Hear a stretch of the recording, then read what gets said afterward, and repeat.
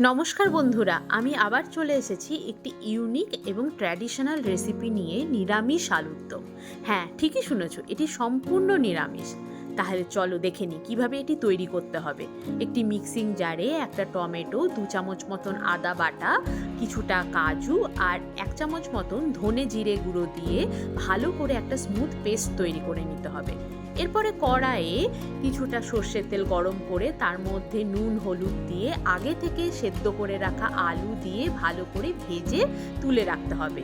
এরপরে ওই তেলে একটু জিরে আর কারি পাতা ফোড়ন দিয়ে ভালো করে নেড়ে চেড়ে আগে থেকে বেটে রাখা পেস্টটা দিয়ে ভালো করে কষিয়ে নিতে হবে। এরপরে রঙের জন্য একটু কাশ্মীরি লঙ্কা গুঁড়ো দিয়ে কষিয়ে নিয়ে তার মধ্যে আগে থেকে ভেজে রাখা আলুগুলো দিয়ে দমে রেখে দিতে হবে।